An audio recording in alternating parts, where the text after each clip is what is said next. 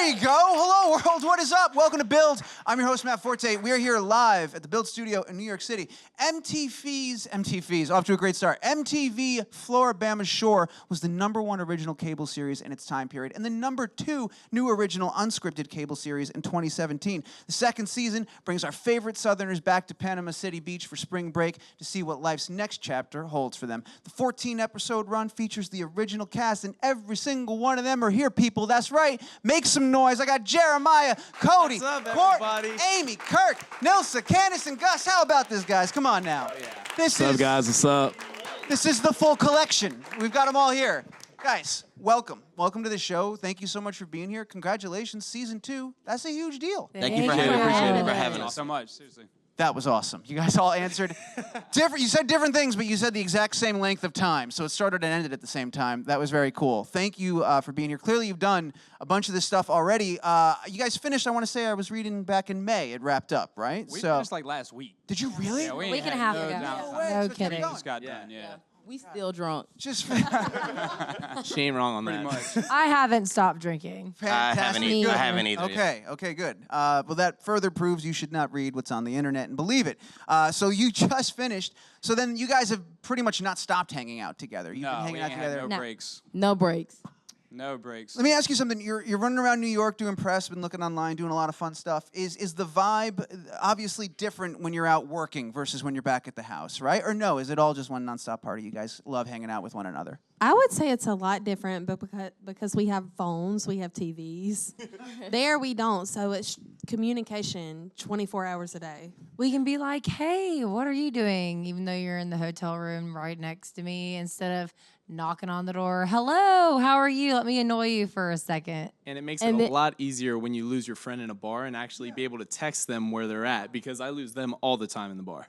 That's so crazy. You know, it's funny that you mention that because it's something you don't even really think about or register when you're watching the show. It's not at the forefront of your mind that you guys have to do that. And I think, years and years ago when that was just sort of what happened, it wasn't that weird. But I would imagine now, for you guys, having grown up when you have, arrived where you are in time, to be without your phone for that period of time must be really difficult. Yeah, it's extremely hard sometimes.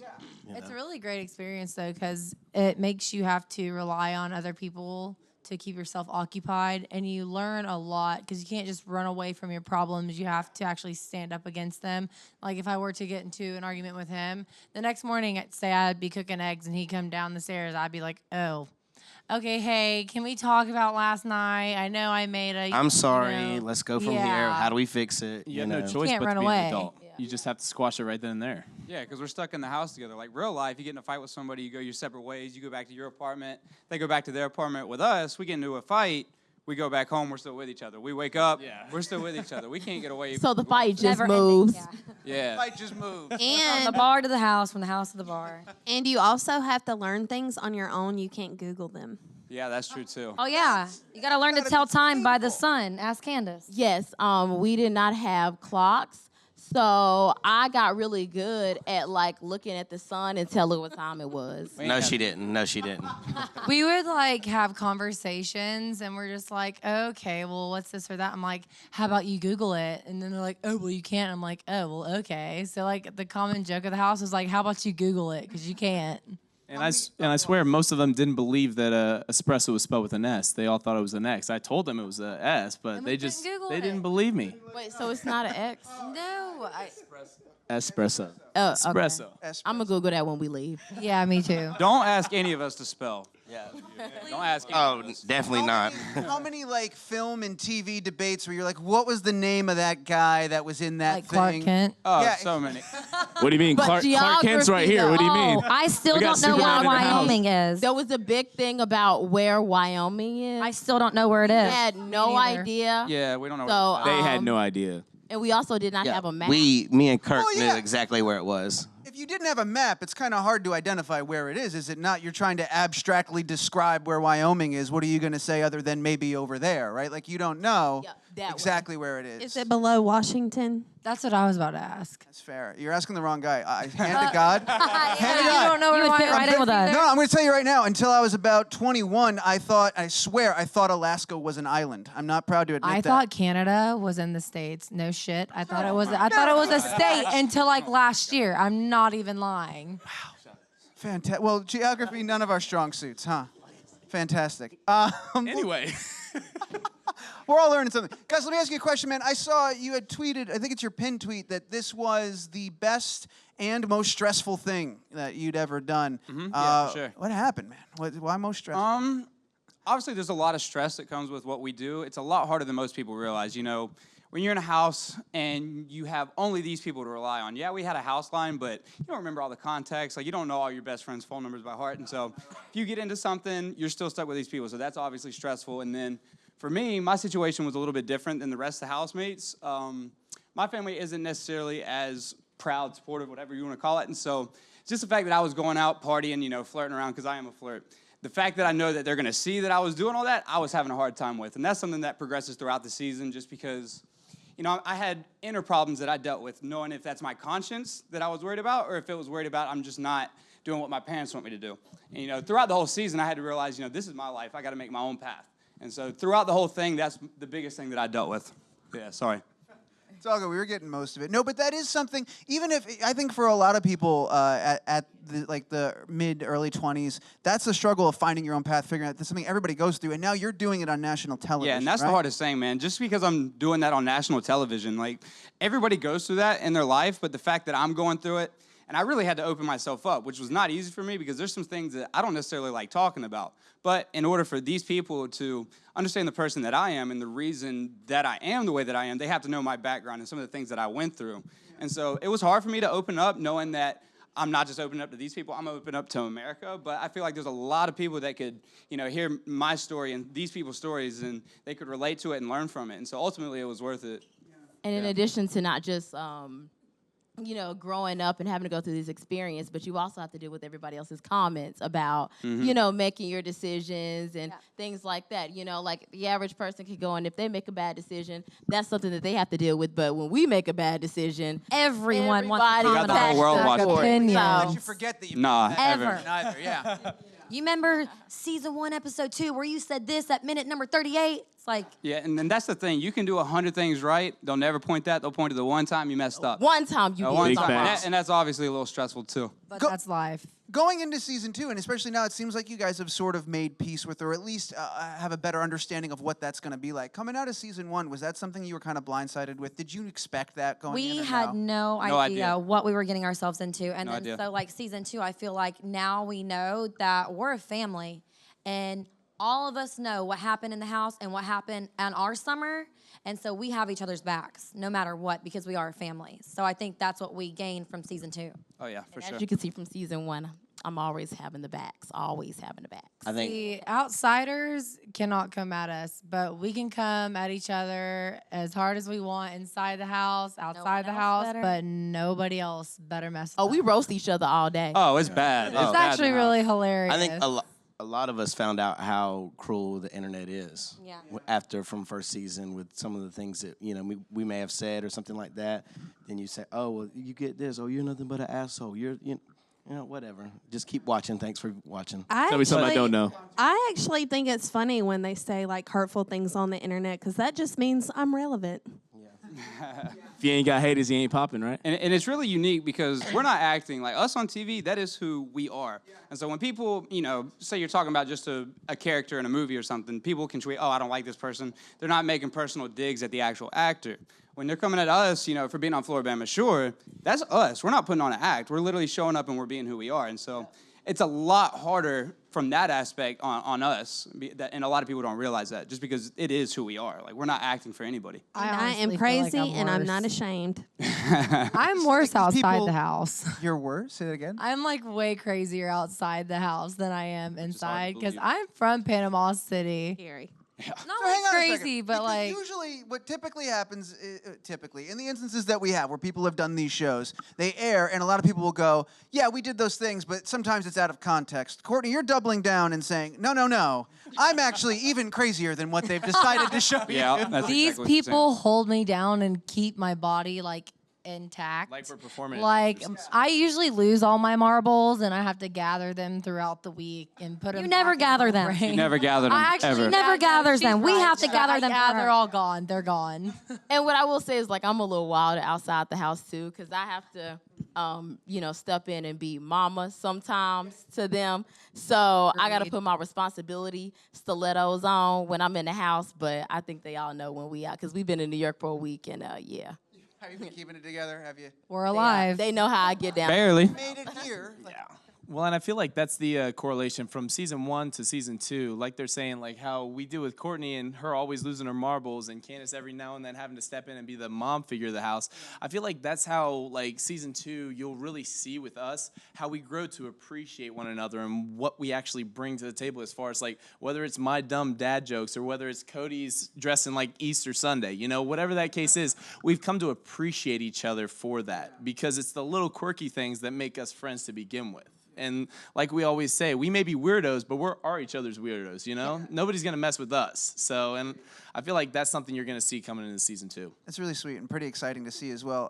Kirk and Aimee, you guys at the end of last season, I was a little nervous it was going to end in a dark place, but you eventually sat down, talked to each other, and it was great for the show to kind of conclude with everybody in this beautiful place. What does something like going through something like that, what has that done for your friendship, and where did you guys start off coming into season 2 because you had been through something like that? Me and Kirk, we think sometimes we're the same person, except They I'm are. a Really, girl though. and he's a guy. Like, we have anger issues. We are crazy. We are real. We tell it how it is, and that makes us butt heads. But we've just come to like accept each other for who It took we are. us bumping heads to realize we're the same person. We're like, wait, maybe we're like friends. I think And if we just- actually, I think we're like brother and sister, for real, for real.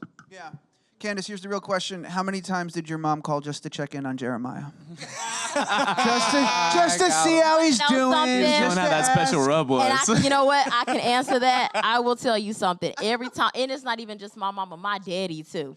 So They were having a blast. Are they getting their They- own show? Because they I would love watch it. I'll tell you right Jeremiah. now, right? they love him. Matter of fact, they was like, well, why don't Jeremiah? They was like making up holidays he could come down. He should come down for like, Martin Luther King Jr. holiday. He should come down for Valentine's Day. He should come down for Monday. They asked about him a lot in the house, and I think my mama might have like a slight obsession with you. You know what I'm saying? I don't know. I don't know if it's healthy because my parents been married a long time, so I think it was the flamingo swimming trunks. Yeah, they didn't hurt. I'll tell you that. Yeah, Did the not muscles didn't have nothing to do with it. hurt. Nothing to do with it at all. That Parents' Weekend moment, that's pretty incredible. Was that just one day they were all there, right? They showed up in the One day, morning yeah. and hung out for the one day. Yeah. What was the most surprising part of that day for everybody? Let's go around, because I think we as viewers were sort of set up to expect a certain something, and then just it was kind of a beautiful thing that happened. Yeah. The way everybody came Candace's together. parents Yeah, I'd can say party Candace's harder than anybody I have ever met in my entire life. And they are just hilarious. They are the funniest people I know. They and the thing is that was them being conservative. They got jobs and stuff, so they was like, oh, we're not gonna turn up too hard. And my mama fell out the chair, and my daddy shotgun Brown a and beer the and everything. mimosa. And mind you, by the way, before her parents got there, Candace was warning all of us. They're like, yo, you got to be careful with my parents. They're very conservative, act properly. They're not big on drinking. First thing Candace's mom does is go to the shots. like, where's the liquor at? Straight to the crown. Where the Yeah, so- Hennessy.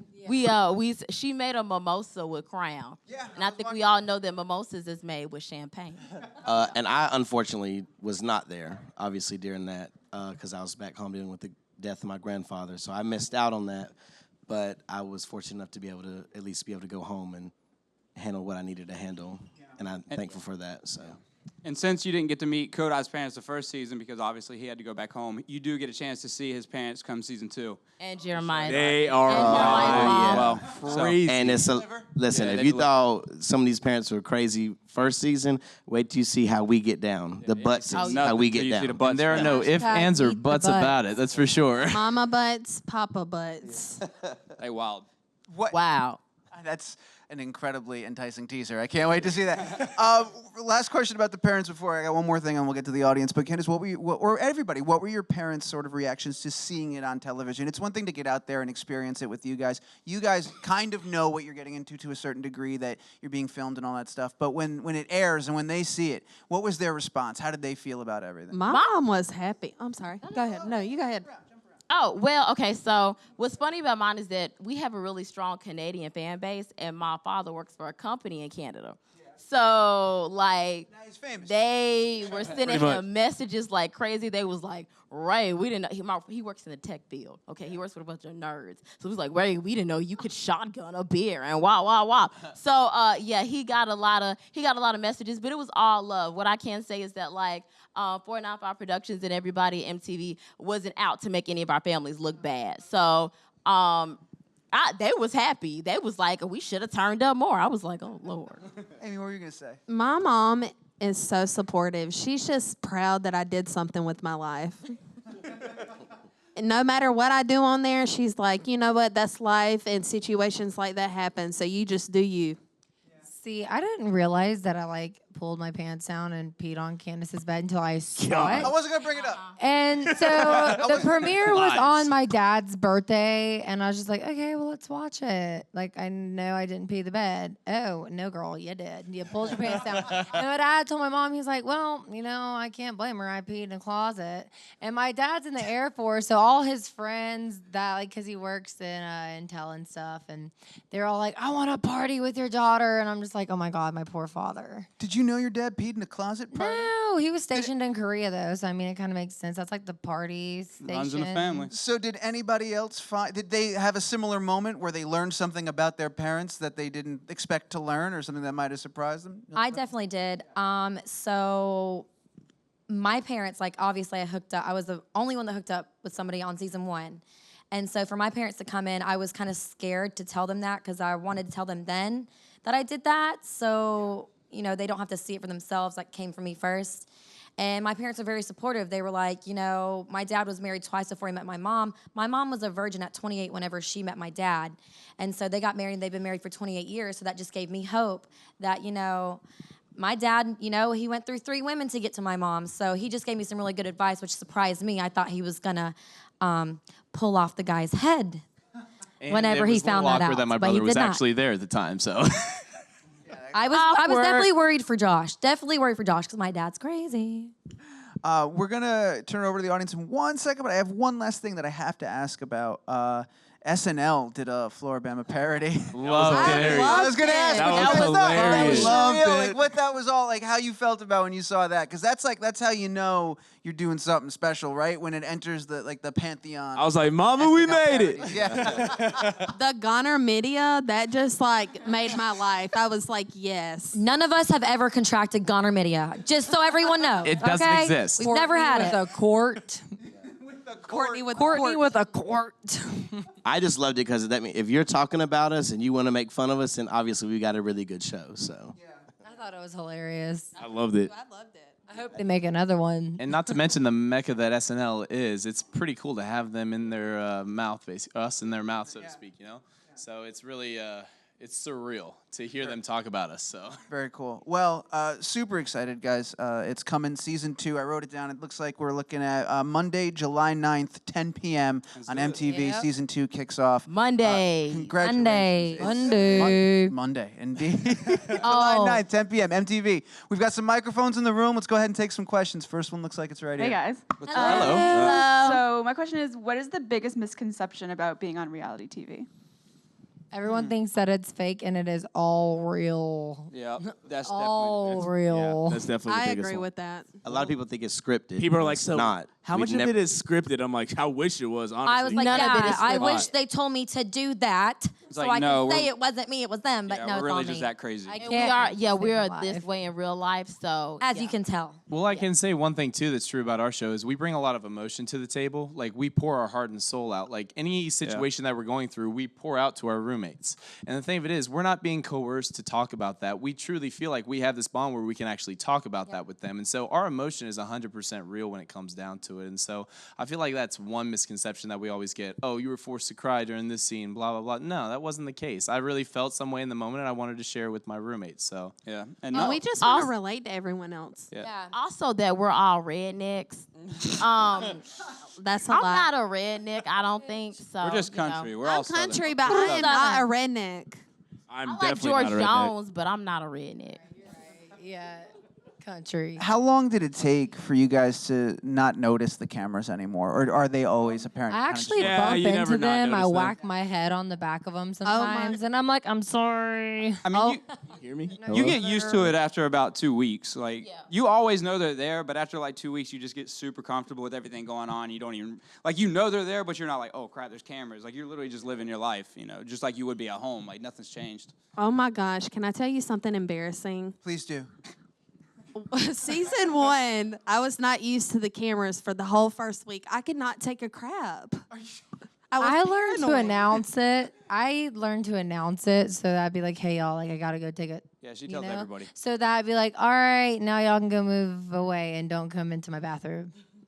But after a while, you get used to it because the rule is if there's 2 people in there, then the cameras can come in. So a lot of people was borrowing stuff from my bathroom, and people would always barge in Sorry. while I'm taking a poop. Sorry. So, you know, you just get Sorry. used to Sorry. it. And, you know, like, sometimes the camera people, they'll be like, you know what I'm saying, when they're right there and you pooping, you know, you just got to get used to it. So when they walk in, with See into the crack. Well, yeah. You can't be bashful doing what we're doing. There it is. You can't be bashful. You just So I gotta can let now it all take poops out. in front of people without a problem. Yeah, you just have to learn to accept it. Like, you did it. That's you. I mean, Just hell. poop on command, yo. Go I for have it. 0 follow-ups to all of that. Let's go ahead and let's take another We question. always What do we gotta got? talk One more, about Luke? Oh, man, we're going to take one more from the audience right here. What do we got? This is going to be an online question. Jenny would like to know, have you ever met the cast of Jersey Shore, and would you do a crossover with them? we have met the cast of Yes, Jersey and Shore, yes. and Yes. I would definitely do a crossover with them. It'd be a lot of fun. Yes. They're a little bit older, so I don't know if they can keep up drinking wise I don't know if they can nowadays. keep up, to be honest. But you know, us. they're all cool. We've met them. They're all good people. You know, down to earth.